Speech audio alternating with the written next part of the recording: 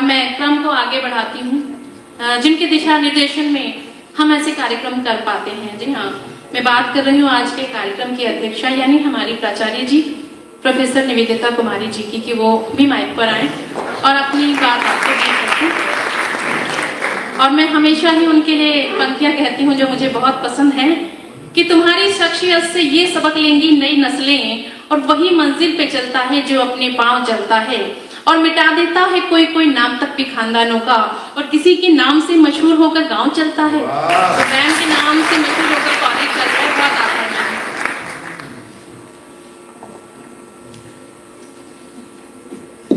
Thank you Shubham ji.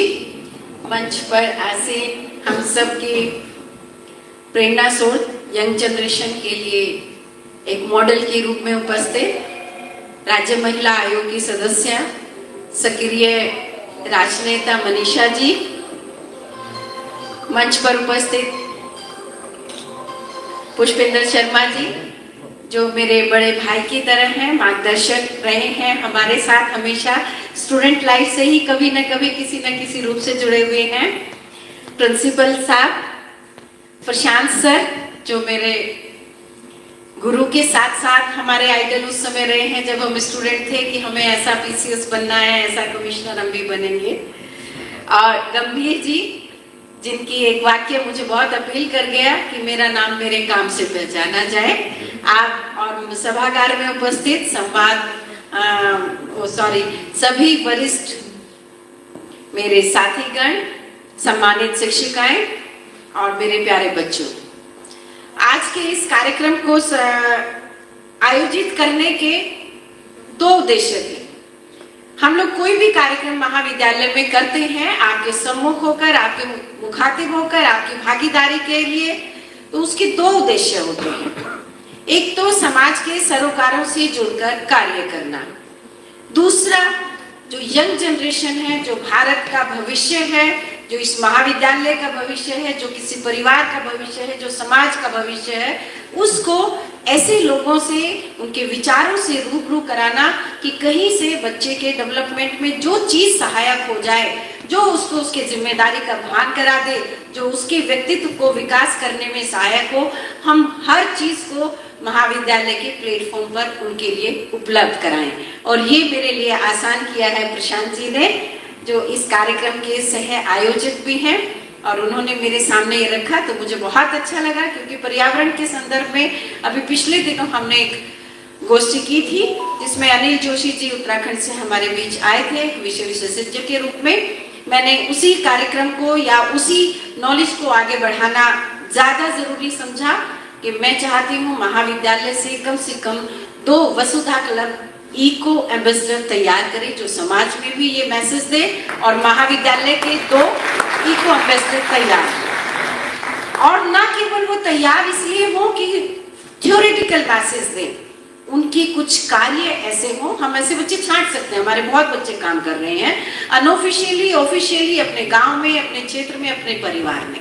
हम उन बच्चों को छांट सकते हैं कि वो किस तरह से उनको दिशा निर्देश दे सकते हैं कि इस महानगर के लिए, इस महाविद्यालय के लिए, अपने परिवार के लिए, अपने कस्बे के लिए वो किस तरह से एक रोल मॉडल का काम कर सकते हैं।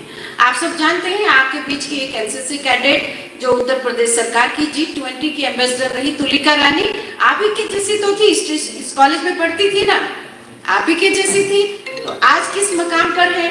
आप कोई तो कदम बढ़ाइए, किसी क्षेत्र में बढ़ाइए, आप वहीं तक पहुंचेंगे, उससे भी ऊंचा पहुंचेंगे। सर ने मुझे मेरा बचपन याद दिलाया। वाकई जब विश्वविद्यालय में पढ़ती थी मैंने नहीं सोचा था मैं आरजी कॉलेज में प्रिंसिपल बन के आऊं। आप भी नहीं सोच सकते कि कहाँ पहुंच जाएंगे।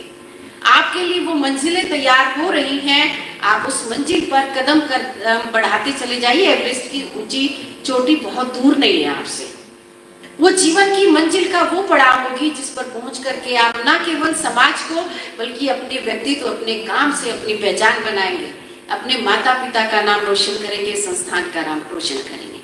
आज के इस विषय पे अगर आप जाएं कि मातृशक्ति की क्या भूमिका है पर्यावरण को संरक्षित करने में, और उसमें भारतीय ज्ञान परंपरा किस तरह से योगदान देता है। मैडम ने बहुत कुछ विषय की तरफ आपका प्रकाश डाला कि किस तरह से आप अपने स्तर से उस पर कार्य कर सकते हैं। मैं आपको होमवर्क देती हूँ, क्योंकि हम बहुत कुछ पढ़ते भी हैं, लिखते भी हैं। जितने भी यहाँ बच्चे बैठे हैं, अपनी ज्ञान परंपरा मतलब जो आपके पास विरासत में आपकी दादी, नानी, माँ या हमारी कथाएं, किताबें कहती हैं, उनमें से 5 तरीके निकाल करके लाएगा कि कैसे 5 परंपरागत तरीकों से आप जल को शुद्ध कर सकते हैं। आरओ को बाय बाय कहा जाए। 5 तरीके वो निकाल के लाइए कि कैसे आपका एयर इंडेक्स इंप्रूव हो सकता है। ये इनोवेशन सेल का भी काम है, जो आज इस कमेटी में आईकेएस के साथ साथ आयोजक है, कि वो इनोवेटिव ऐसे 5 तरीके निकलवाए जिससे कि आप कम से कम आपके आसपास के 50 मीटर के एरिया का एयर इंडेक्स किस तरह से आप उसको इंप्रूव कर सकते हैं। कौन से ऐसे 5 पौधे हैं और उन पौधों को कैसे हम प्रमोट कर सकते हैं। अपने घर की छत पर गार्डनिंग करके वसुधा क्लब और प्लांट कंजर्वेशन सोसाइटीज का बाकायदा प्रॉपर ट्रेनिंग देती है बच्चों को कि कैसे आप गार्डनिंग किन पौधों की करें।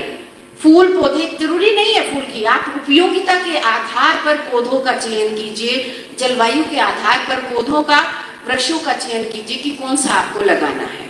उससे आप देखिए कि आपके 50 मीटर के आसपास का इंडेक्स, एयर इंडेक्स इंप्रूव हो रहा है कि नहीं हो रहा। उससे आपकी बारिश आकर्षित होगी कि नहीं होगी। ऐसे 5 पैमाने बना करके लाइएगा।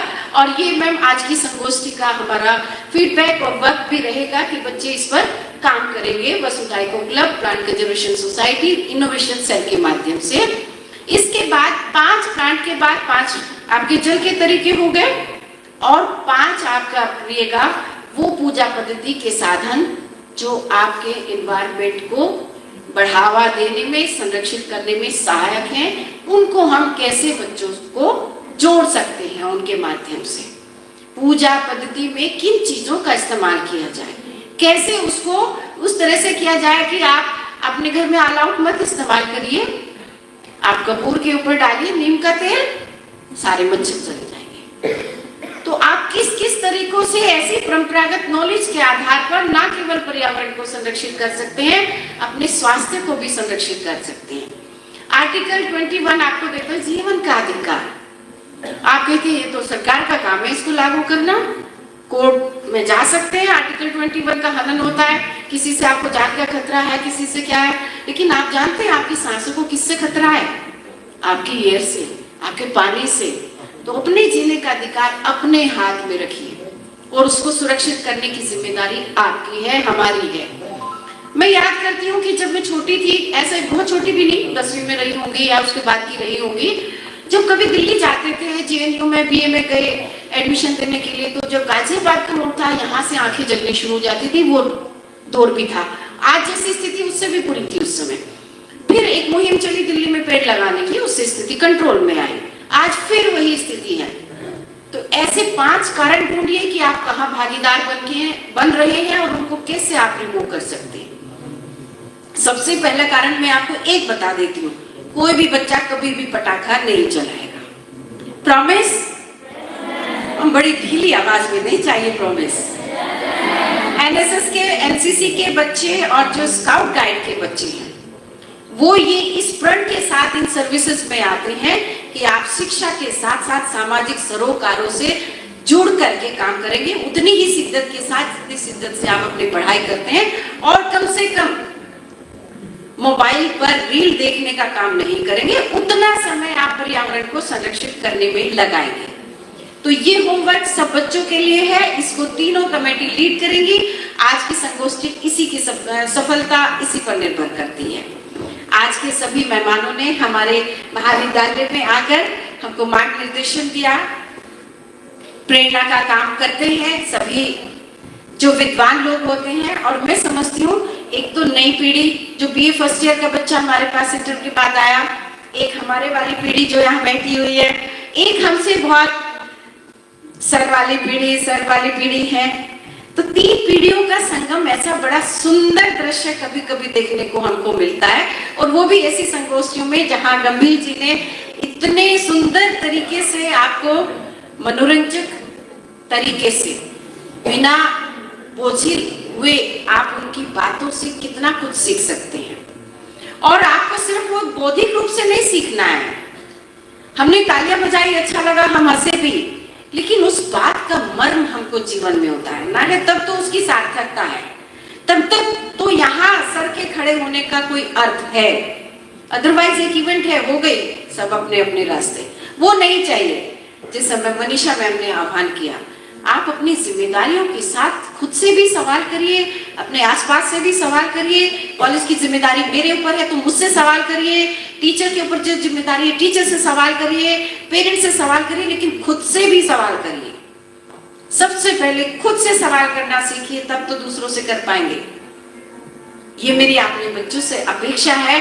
हर प्रोग्राम का हम यही सफलता चाहते हैं कि आप अपने अंदर उससे थोड़ा थोड़ा भी परिवर्तन लाएंगे, तो जब इस महाविद्यालय से 2 साल बाद, 3 साल बाद, 5 साल बाद आप निकलेंगे, तो एक परिपक्व नागरिक के साथ साथ सजग प्रहरी भी होंगे आप।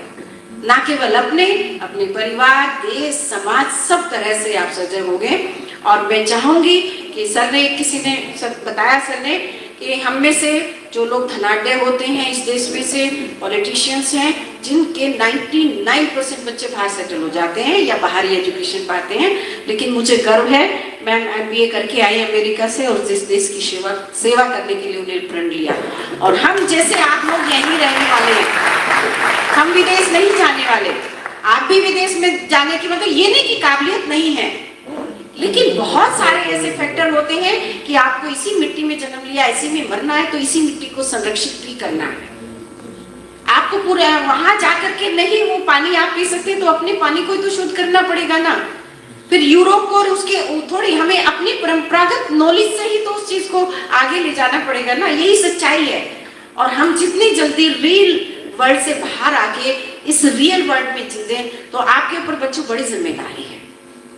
मैंने अपने पिछले 30 साल में ही ड्रास्टिक चेंज होते हुए देखा, सामाजिक वातावरण को, पॉलिटिकल वातावरण को, राजनीतिक वातावरण को और पर्यावरणीय वातावरण को।